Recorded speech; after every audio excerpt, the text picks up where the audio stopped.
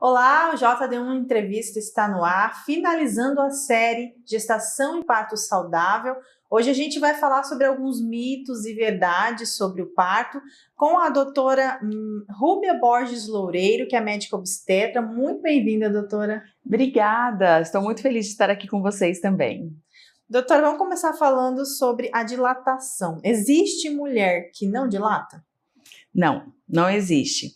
É legal a gente falar sobre isso, porque muita gente pensa porque a mãe não teve a dilatação, ela também não vai ter. Mas não, toda mulher que espera, ela dilata. O que acontece é que tem mulheres que dilatam mais devagar. E aí, com isso, a gente precisa de mais tempo para que a dilatação aconteça.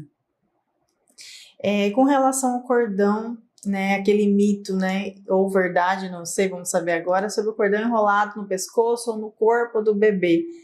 É indicativo de cesariana? Não, também não. É um grande mito, né? O cordão enrolado no pescoço, visível no ultrassom durante o pré-natal, é uma coisa que assusta, porque muita gente fala sobre isso.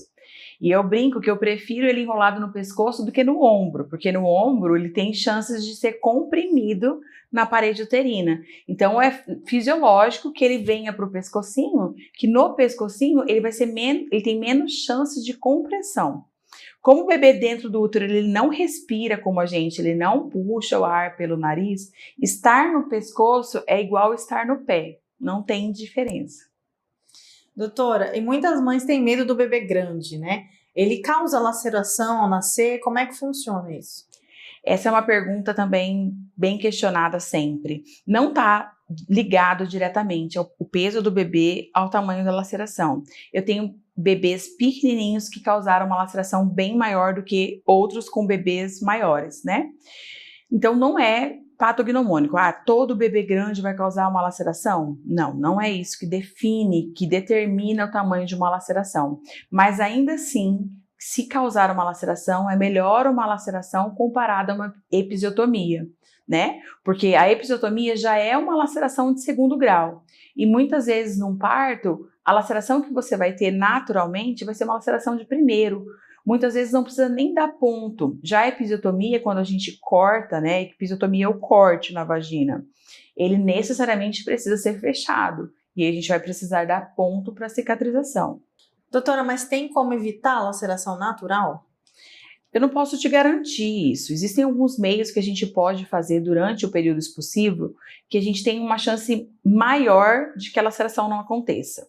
Por exemplo, deixar o expulsivo naturalmente acontecer. Os puxos, que é aquela vontade que a mulher tem de empurrar quando o bebê já está numa apresentação mais baixa, eles fisiológicos, ela obedecendo o que o corpo dela pede para ela fazer, você tem uma chance menor de laceração. Os puxos dirigidos, que são aqueles que ou o profissional que está assistindo orienta ela a fazer, ou ela mesma, pela pressa que ela quer que o bebezinho nasce logo, ela mesma fica fazendo força sem ser a força do corpo dela. Tem mulheres que quer que nasce e faz força forçada.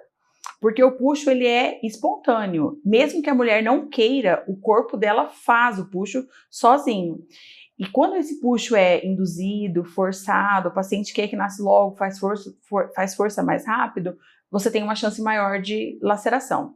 O preparo do períneo com a descida do bebê, ele é gradativo, então o bebê desce um pouquinho e volta, ele desce mais um pouquinho e volta. E essa ida e volta da cabecinha do bebê no períneo faz com que o períneo relaxe, laceie e tem menos chances de laceração.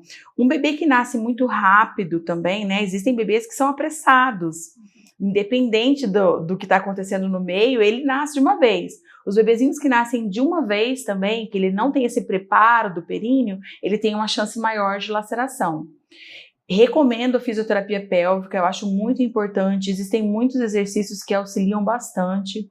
Mas realmente, prometer que tem algo que você vai fazer que não vai ter laceração, essa promessa eu não posso dar. A laceração é algo que pode acontecer. Mas também é tranquilo se acontecer naturalmente a recuperação, né? Muito tranquilo.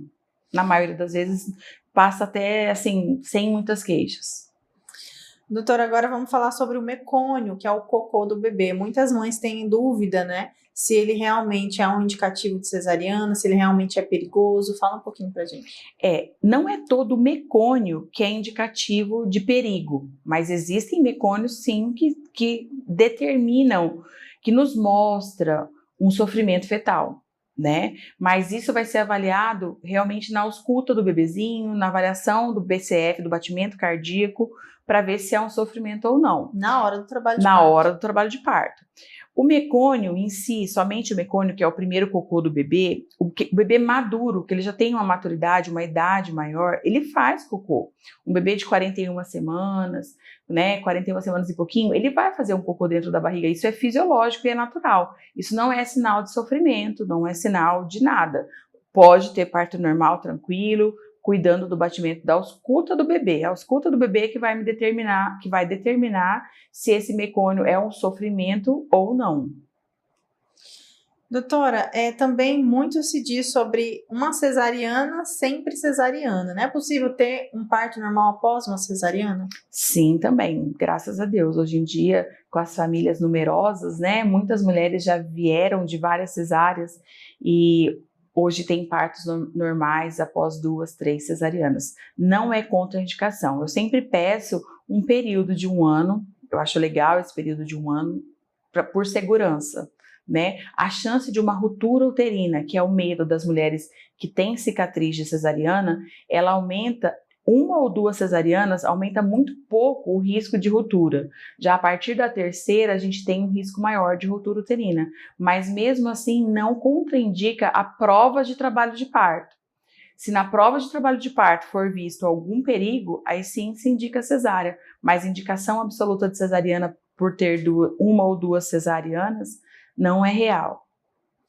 Doutora, agora eu queria falar um pouquinho sobre o bebê pélvico, né? Que é quando ele está sentadinho. É possível ter um parto normal dessa forma? O que é necessário fazer nesse caso? Sim, os bebês eles nascem de bumbum também, né? Existem bebês que se posicionam dessa maneira e ficam assim para o resto da gestação e eles podem nascer de parto normal. Eu aconselho sempre a fazer a versão cefálica externa antes, porque a gente fica muito mais seguro, a gente tem mais segurança pelo fato do N, pelo fato da quantidade de bebês que a gente já assistiu de parto cefálico quando comparado ao parto pélvico é muito maior, a gente assiste muito mais, então a gente tem muito mais experiência no parto cefálico, né? Então, a primeira tentativa que eu acho válida é a versão cefálica externa, que é tentar virar o bebê da posição de sentadinho para de cabecinha para baixo. Isso é feito em ambiente hospitalar, com ultrassom, né? Então a gente tenta virar ele pela barriga, passa um gel na barriga da mãe e a gente vira o bebê por fora, pela barriga. 50% de chance de dar certo. E essa é a minha taxa de sucesso também. Tem mulheres que eu consigo, tem bebês que consigo virar, tem bebês que eu não consigo virar. Tem bebês que eu viro para cefálico e depois ele desvira para pélvico de novo, que ele quer ficar pélvico. Então, isso é muito do bebê, né? Da mãe, da dor na hora da realização desse procedimento. Bem, se a gente faz uma versão e o bebê vira para cefálico, ótimo, a gente vai para um parto cefálico. Se a gente não tem sucesso e o bebê permanece pélvico, isso é uma decisão em conjunto. A família tem que estar de acordo com o parto pélvico, tem que estar preparada e sem medos, né? Porque a gente sabe que a gente vive numa sociedade que nos coloca muito medo do parto pélvico. E quando se tem medo, eu não sou parceira. Eu mesma já falo, olha, eu acho que não dá. Tá rolando medo, é melhor a gente ir para algo que a gente tenha menos medo, né? Porque eu acho que tudo a gente tem um pouquinho de medo, mas a gente vai escolher o que a gente tem menos medo. Mas é possível sim assistir nascimentos de bebês sentadinhos, bebês pélvicos. Só precisamos ter o máximo, você escolher uma equipe que tenha o máximo de experiência possível. Essa experiência não é tanto, por quê? Porque são poucos os bebês que estão pélvicos e dentre os bebês pélvicos são poucos os que os pais querem um parto pélvico. Então, acaba que a minha média de pélvico é 1, 2 por ano, né? Então, eu falar para você, o meu N de pélvico não é grande por conta disso, porque são poucos os bebês que estão pélvicos e dentre os que estão pélvicos, não são todas as famílias que estão de acordo com um parto normal, com apresentação pélvica. Doutora, é mito ou verdade? Pouco líquido ou muito líquido amniótico na barriga é um indicativo de cesariana? O mais importante é a gente saber o porquê que esse líquido está pouco ou o porquê que esse líquido está muito.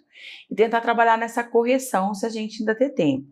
A gente descobrindo o motivo do pouco ou do muito líquido, a gente pode optar por uma indução, se for necessário, né? Muito líquido geralmente está mais ligado a mães diabéticas, pouco líquido a restrição placentária, né? Envelhecimento da placenta, a placenta não está nutrindo adequadamente o bebê, e algumas outras doenças também podem causar, mas a gente descobrindo a causa, se a gente não conseguir tratar a causa e mudar isso, a gente pode pensar na indução, não necessariamente a cesariana. Vai depender de como vai estar o bebê. Doutora, falando em indução, é necessário induzir o parto se a mulher está com uma idade gestacional acima de 40 semanas ou mesmo indicar para uma cesariana? Esse é um medo muito comum também, né? A duração da gestação. Porque quando chega na 38ª semana, todo mundo já quer que nasce, porque eles acham que o bebê nasce de 38. E não, o bebê ele nasce de 38 a 42, né? Então, numa média, 40 semanas, mas de 38 a 42. Então, não é indicativo, 40 semanas não é indicativo de indução. A gente tem que acompanhar bem-estar fetal, né, no intervalo de tempo menor, né, quando ele já está passando, tá das 40, 41 semanas, mas não precisamos interromper a gestação ou induzir só porque chegou nas 40. Doutora, nós ficamos por aqui com a série Parto e Gestação Saudável. Fala um pouquinho para o pessoal, né, a importância, né, de cuidados, né, que as mulheres devem ter na gestação para ter um parto saudável.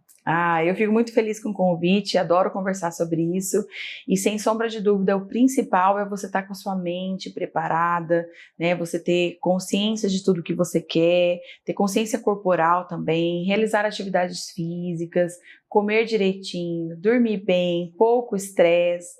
Então ter uma qualidade de vida bacana durante a gestação vai fazer diferença no seu parto.